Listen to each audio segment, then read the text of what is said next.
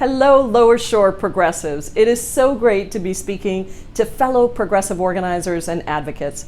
I can't thank you enough for what you've done to help grow and support our movement. And let me tell you, all of that hard work has led to some incredible transformative changes. Over the last several years, we've built a multiracial coalition by pushing progressive ideas with progressive candidates like Bernie Sanders and Elizabeth Warren in the presidential elections. Even though they did not win, the ideas won. And when President Biden came in, again elected by this broad coalition of voters and powered by progressive ideas, the president's agenda became our agenda. Our ideas were now mainstream. And we built the Progressive Caucus in Congress to actually have power to grow, expand, and act together as a voting bloc, to show that we know how to push until the end, and we are not afraid to do that. But we also know how to govern, and we got so much done. Despite the slimmest margins in modern history in both the House and the Senate, we delivered, and we delivered big.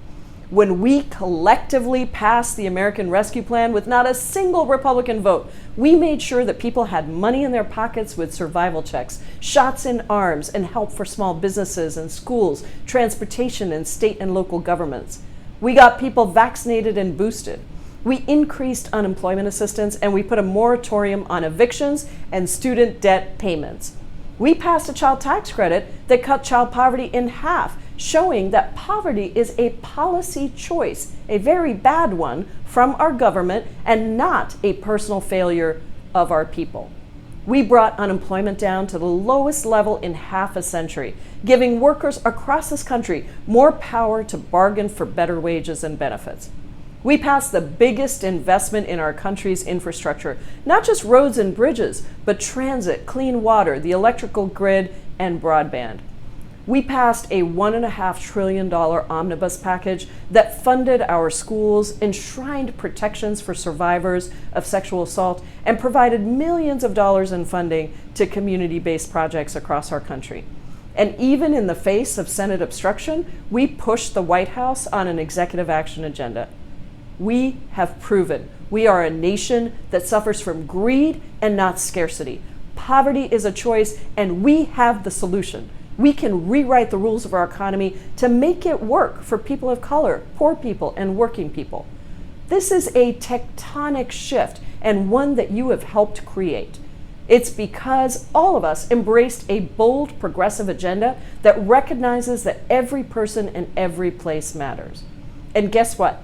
When you deliver on your campaign promises, what happens? Voters like it. They want to give you more time to do more. And in November, against all the doom and gloom predictions, we expanded our majority in the Senate, and we halted that so-called red wave. Now, our work is not done. As President Biden says, we've got to finish the job. Universal child care and pre-K, paid family and medical leave, historic affordable housing investments, legal status for immigrants, extending the child tax credit, codifying abortion, and expanding Medicare to include dental, vision, and hearing benefits.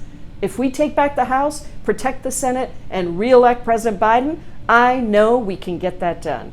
And that is going to take all of us working together, and I'm so grateful for what you do. I'll always be a partner with you in that fight. So let's keep it up, let's go win, and thank you.